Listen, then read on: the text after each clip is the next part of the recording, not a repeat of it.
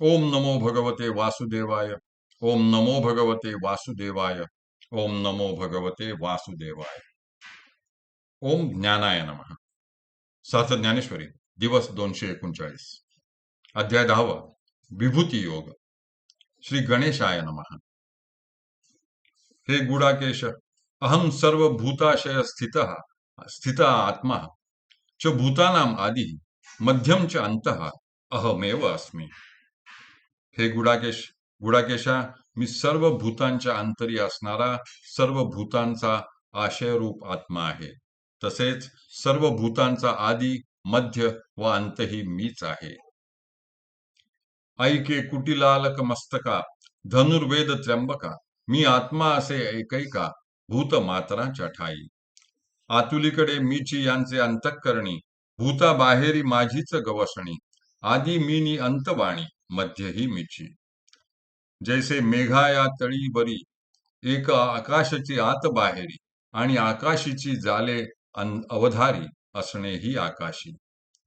पाठीलया जे वेळी जाती, ते वेळी आकाशाची होऊन ठाती, तेवी आदी स्थिती गती भूतासी मी.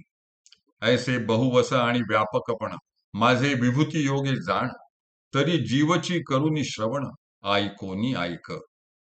याही वरी त्या विभूती सांगणे ठेले सुभद्रापती, सांगेन म्हणितले तुझ प्रती, त्या प्रधाना ऐके. मस्तकी कुरळे केस शोभून दिसणाऱ्या व धनुर्विद्येत त्र्यंबकासारखा निष्णात असणाऱ्या अर्जुना, ऐक. प्रत्येक भूतमात्रांच्या ठाई जो आत्मा आहे तो मी आहे. शरीराच्या अंतर्भागी असणाऱ्या भूतांच्या अंतःकरणात मीच आहे.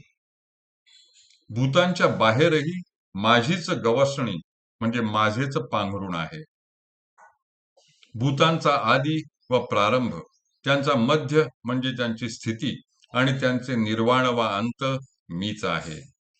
ज्याप्रमाणे मेघांना तळी म्हणजे खाली, वरती, आत व बाहेर सर्वत्र एक आकाशच आहे, आणि ते आकाशातच अवधारी म्हणजे निर्माण होतात व त्यांचे असणेही आकाशातच असते. पाठी म्हणजे नंतर, ते मेघ जेव्हा लयाला जातात त्यावेळी ते आकाशच होऊन राहतात. तेवी म्हणजे त्याप्रमाणे भूतांच्या आदी, स्थिती व अंतिम गती या अवस्थांचा आश्रय मीच आहे. असे माझे बहुवस म्हणजे अनेकत्व आणि व्यापकत्व तू माझ्या विभूती योगाने जाणून घे. तर आता जीवाचेच श्रवण म्हणजे कान करून आधी ऐकलेलेच पुन्हा ऐक. एवढ्या याहीवरी म्हणजे तुझे सर्व व्यापक स्वरूप सांगितल्यावरही तुला माझ्या विभूती निराळ्या सांगावायच्या आहेत काय? परंतु प्रेमाने तुला सांगतो म्हटले होते, म्हणून त्यातील प्रधान विभूती ऐक. अहम आदित्यानां विष्णु, ज्योतिषाम अंशुमान रवी, मरुताम मरीची, अहम नक्षत्राणाम च शशी अस्मी. द्वादशादित्यांमध्ये विष्णू मी आहे. ज्योतींमध्ये म्हणजे प्रकाशवंतांमध्ये अंशुमान म्हणजे किरणवंत सूर्य मी आहे. मरुद गणांमध्ये मरीची मी आहे, आणि नक्षत्रांचा अधिपती शशी म्हणजे चंद्रमा मी आहे. हे बोलोनी तो कृपावंतू, म्हणे विष्णू मी आदित्या आतू, रवी मी रश्मीवंतू, सुप्रभा माझी. मरुद गणांच्या वगी मरीची म्हणे मी शारंगी, चंद्रू मी गगनरंगी, ताराम माझी. असे बोलून तो कृपाळू श्रीकृष्ण म्हणाला, 12 आदित्यांमधील विष्णू माझी विभूती आहे, आणि चांगली प्रभा असलेल्या तेजस्वी पदार्थांमध्ये रश्मीवंत सूर्य मी आहे. मरुद गणांच्या 49 वगी म्हणजे प्रकारात मरीची मी आहे, आणि गगनामधील तारे नक्षत्रांमध्ये चंद्र मी आहे, असे शारंगधर श्रीकृष्ण म्हणाले. वेदानां सामवेदः अहम अस्मि, देवानां वासवः अस्मि, इंद्रियाणां मनः अस्मि, भूतानां च चेतना अहम अस्मि.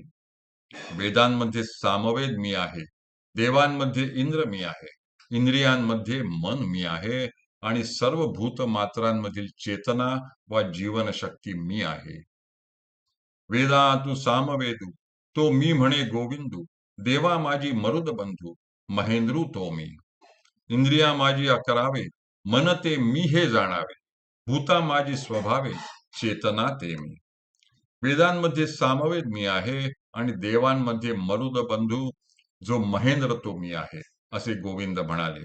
इंद्रियांमध्ये 11 इंद्रिय असलेले मन मी आहे आणि भूतमात्रांमध्ये स्वभावता असलेली चेतना, जाणीव व जीवनशक्ती मी आहे, हे ध्यानात घे. रुद्राणाम शंकरः च यक्ष रक्षसां वित्तेशः अस्मि. अहम वसूनां पावकः च शिखरिणां मेरुः अस्मि. 11 रुद्रांमध्ये शंकर मी आहे. यक्ष राक्षसांमध्ये वित्तेश म्हणजे कुबेर मी आहे. अष्टवसूंमध्ये पावक म्हणजे अग्नी मी आहे आणि पर्वतांमध्ये शिखर शिरोमणी मेरू मी आहे. अशेषाही रुद्रा माझारी, शंकर जो मदनारी, तो मी येथन धरी, भ्रांती काही. यक्ष रक्षोगणा अंतू, शंभूचा सखा जो धनवंतू, तो कुबेरू मी हे अनंतू म्हणता जाहला. मग आठाही वसू माझारी, पावकू तो मी अवधारी, शिखराथिली या सर्वापरी, मेरू तो मी. अशेषा म्हणजे सगळ्या रुद्रांमध्ये मदनाचा निपात करणारा शंकर मी आहे. याविषयी मनात काही भ्रांती वा संशय धरू नकोस. यक्ष राक्षसांमध्ये शंभू महादेवाचा सखा असलेला धनवंत असा जो कुबेर आहे तो मीच आहे, असे अनंत बोलता झाला. मग आठही वसूंमध्ये पावक म्हणजे अग्निदेव तो मी आहे आणि पर्वतांमध्ये सर्वांपेक्षा उंच असणारा मेरू पर्वत तो मी आहे, असे अवधारी म्हणजे निश्चयाने समज. हरिः ओम, हरिः ओम, हरिः ओम. हरये नमः, हरये नमः, हरये नमः.